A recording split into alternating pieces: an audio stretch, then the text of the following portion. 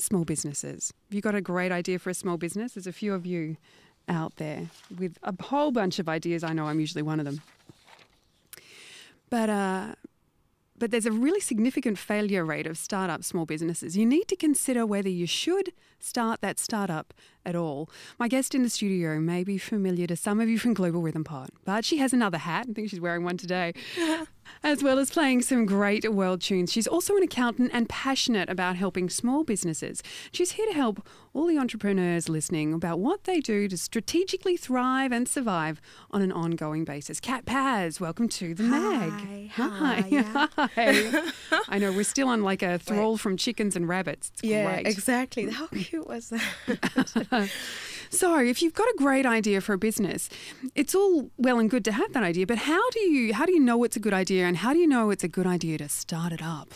You know, that's an awesome question, because I guess it's also down to, we hear the term mindset a lot, but I think we'll just go back and look at, you know, we were never taught how to run a business, so to speak. So unless you grew up in that environment, you get some inkling, but you really need to be in the trenches. So my parents are both entrepreneurs. They worked for themselves quite a bit. And, you know, I saw them do the long haul hours. So I had an understanding of what was required. And I think that's the gap. And I find, believe it or not, I talk to people who say to me that I'm not much of a bastard to be in business. Oh. So I think the problem starts there. And it's like, so the idea could be strong, but if, you know, I believe in being your own cheerleader. You gotta sound crazy for it. You have to really sound crazy for it. Has anyone done Tough Mudder? Like that thing where people are running in the mud and they get up and they're like, yeah, and they're covered in mud. It's the same with any business venture you do, because you've seen a belief in it and then you have to carry it forward. So as much as I wish there was that magic pill, I wish I had that magic pill, it's down to that. But you're right, the failure rate is astronomical, but I think that's just a symptom. You know, the cause is more around what exactly. And ASIC, which is the Australian Securities and Investment Commission, they manage companies. And right now there's a lot of companies going under for many reasons. And they have enough data now to say the first reason is lack of strategic planning, which is very much linked to that whole being your own cheerleader. Like really, I believe a gut feel has to kick in, because you are the CEO, aka Chief Energy Officer. You have to go out. You have to push. If you have a gut feeling of, I wonder if this is right, don't go to the pub with a friend. It's called pub tax. And make your own decisions and find the right people out there, because usually the gut feel is the right one. So strategic is that's what they're referring to. It's not about having board members. It's really about making decisions to move the business forward, because the definition of a business, I believe, according to dictionary.com, is it's an ongoing concern to buy and sell products. So it's ongoing changes. You cannot sit in the same place. Right now, W is going through quite a bit. So to sit in one place is not an option for any small business. You have to change.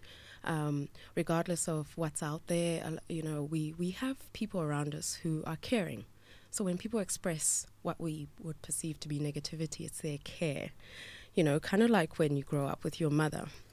And it's like, oh, are you sure that's a good idea, love? That's what friends say. But you have to understand you're an adult, you're the CEO, and move on with that. So the strategic management was quite a shock. Close second, actually, if not equal second, was cash flow management. Surprisingly, it wasn't taxes. Taxes was way at the bottom. I'm really interested to hear that strategic management is not necessarily, not something that has to be formal. It's a bit of a vision and energy to go with to keep going forward. So it doesn't have to be formal, doesn't have to be big, you just have to have it clear. Have to have it clear, be willing to learn simple things. It's not about having formal things. At some point there's a formal stage, but when your little business is a seed, you know, you got to nurture it. You know, think of gardening. You don't put a seed by the retic. You actually water it manually. So you're giving it a little bit of water. And then a time will come where you do need to give it a bit more water and more regularly. And that's where it's now retic qualified. So it's the same with a business, knowing when you need to know your seasons. What is the business's summer?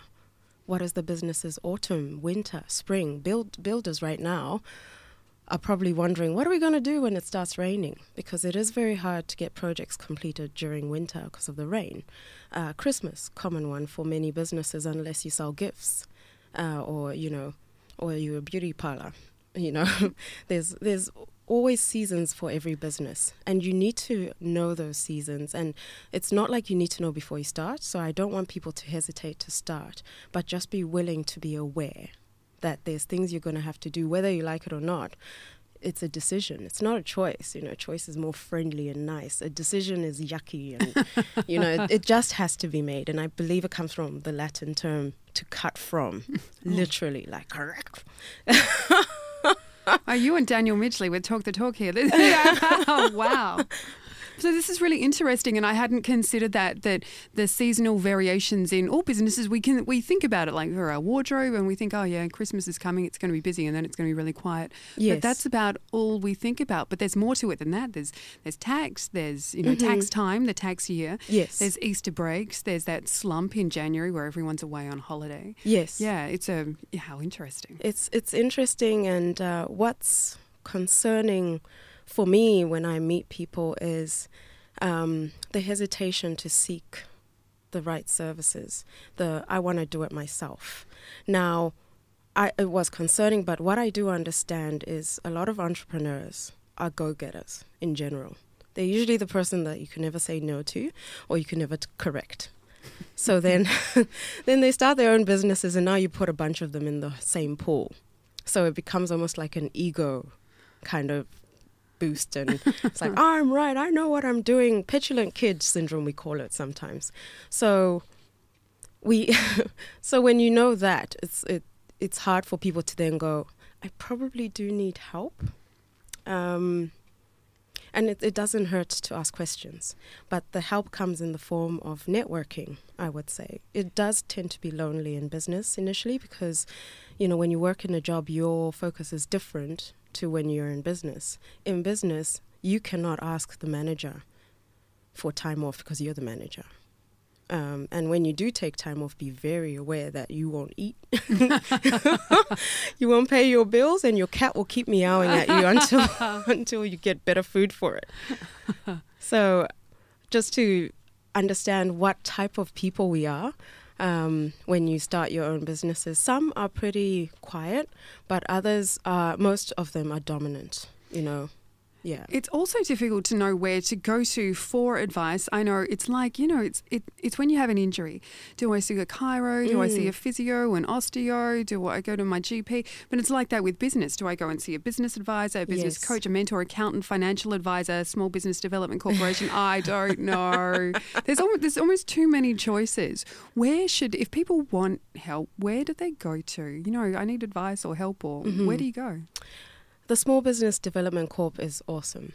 It's they've got an awesome starting your business type of course, and it's just 2 to 3 hours of your day. So very short, succinct, and presented by people within the industry as well. And one of my friends is actually doing the financial segments as well. So to understand your financial statement, what is a balance sheet? What is a profit and loss? What does it mean to make a profit? Breaking down the accountanese is what I enjoy. But at the end of the day, I still have to give you that report to read. So I will translate it for you, but legally you need a report. And ASIC has come out and said, we're no longer taking excuses that you didn't know when your business fails.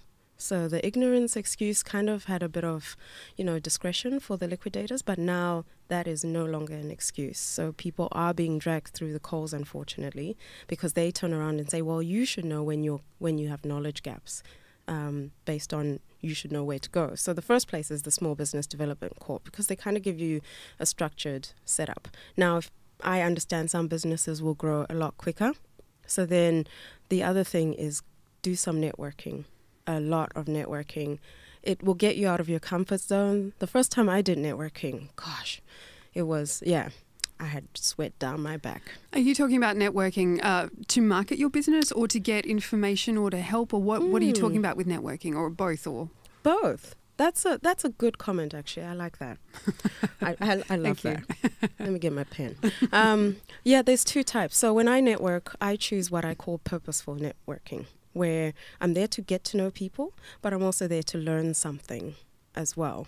So I join groups based on my interests as well. So there's something called meetup.com. Meetup.com is a great place. Find someone you know and just join their groups, and then go and visit those groups. So initially you'll feel like you've got a huge plate, but go there. A lot of them are about $10 to $15 to pay for the venue and the tea that you'll have, and you get to know what people are doing, what their mindset is, and ask someone out for a coffee. Someone who has an impact on you, ask them out for a coffee and just rack their brains and be upfront in the email or the text. Hey, I loved the sound of your business. You want a coffee? You know, don't say I'll pay, just pay on the day. Sort that out later. Yeah, just pay on the day. But have a coffee, get to know what people are doing. They're the ones out there in the trenches, understanding the changes, the shifts. Gone are the days where simply opening a shop front was enough to get your business going. Now you need to understand how to do social media. You need to understand how to do, your own etiquette and netiquette as well. How do you write an email? Definitely not in capitals, Else you're yelling at people. And some people don't do social media personally. But in business, you really got to swallow the good and the bad, because that's going to help you grow. So if you don't like social media and you're listening to this, the thing I'll ask you to do is just sign up, make it as private as possible, and get to know what happens, especially if you want to start a business, because online is where it's at the moment. Another massive shift is office spaces are getting smaller because less people are being used. So businesses are moving more into the cloud. But what does that look like? So that's a very current setup. Yeah. Oh my goodness, there's so many things to consider. Business, it's just like, I've got a great idea. That's the flag on top of the iceberg. It's not even the iceberg. Oh my goodness. It's not the iceberg, no. But, that's the fun part, to chip away at it. I don't look at the tip. I go, what's under the tip? And that keeps me going. And then when I learn something new, I go, yeah, what else is next? I do weird dances with my cat around my feet when I have these little wins, which to someone else it's not, but to me it's huge. And because I can see how it can grow my business. But the part I enjoy is when I change something, when I have this massive ting, and I'm like, I'm so gonna do that. I don't care what people think. A little moment of realization and an epiphany, and yes, yeah. And it's not that I'm being defiant. It's because what I see first is value for my clients. So when you see value in what you want to do, then you will kind of look at it and go, wow, because businesses are all about solving problems. So when you're solving a problem, it's because it's something that's just niggling the market. So it does sound different. It sounds new. Oh my goodness, Kat, we could talk all day about businesses and small business. I could talk business all day. No, it's great. Some people have other hobbies, but no, Kat's is business.